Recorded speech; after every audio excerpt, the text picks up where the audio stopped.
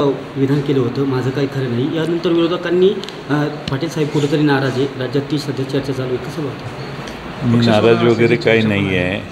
कसं आहे, मला आता बाहेर बोलायची चोरी झालेली आहे।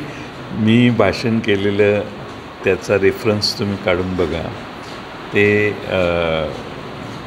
शक्तीपीठ रस्त्याला विरोध करण्यासाठी जो मोर्चा आलेला त्यांच्यासमोर मी भाषण करताना सांगितलं की कालांतराने लोक कॉम्पेन्सेशन वाढलं की कॉम्पेन्सेशन घेतात आणि गप्प बसतात। त्यामुळे तुमचं सगळ्यांचं नक्की आहे का? तुम्ही स्ट्रॉंग आहात का? तुम्ही हे शेवटपर्यंत ॲजिटेशन नेणार आहात का?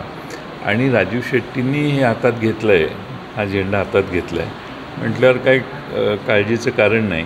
पण राजू शेट्टींचा आता तो विनोदाचा भाग होता की राजू शेट्टींचा आमच्यावर विश्वास नाही, आम्ही त्यांना उभं राहायला सांगत होतो। त्यामुळे माझं काही तुम्ही गृहीत धरू नका, खरं धरू नका। तुम्ही तुमचं आंदोलन कंटिन्यू करा, तुमच्या आंदोलनाला आमचा पाठिंबा आहे, अशी त्यातली ही भावना होती। त्याच्यात मी नाराज आहे पासून माझे पक्ष बदलण्यापर्यंत गाडी गेली। आता म्हणून मी विनाकारण सतत रोज खुलासे करणं, आता हे याचं स्पष्टीकरण एका तासात मी आझाद मैदानावरून विधानभवनात आल्यावर, विधानभवनात प्रसारमाध्यमांनी विचारल्यावर मी त्याचं स्पष्टीकरण आता जे बोललो तेच दिलेलं होतं। आता त्यामुळं सगळ्या प्रसारमाध्यमांनी ठरवलेलं दिसते मला काही केलं तर ढकलायचंच कुठंतरी।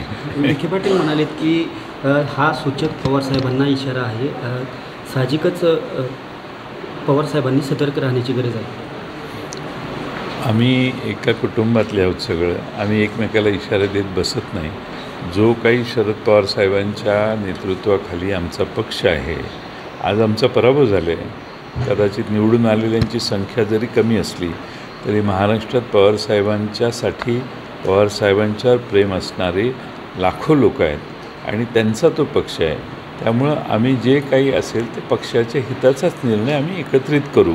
एकट्याने इकडे जाणं आणि तिकडे जाणं हा विषय आम्ही कोणी चर्चेला घेऊ शकत नाही आणि तो होणारही नाही। सुप्रियाताई म्हणाले की जयंत पाटील हे सर्वांनाच हवेहवेसे वाटतं। त्या म्हटल्या कारण चांगल्याच माझी सगळ्या पक्षांशी संबंध आहेत, या भावनेतून आहे। शेवटी राजकारणात संबंध सगळ्यांशी चांगले ठेवणं, वैयक्तिक वैर न घेणं हे मी पवारसाहेबांच्याकडून शिकलेलं आहे। त्यामुळं मी याच्या बाबतीत त्या म्हटल्या ते योग्यच आहे।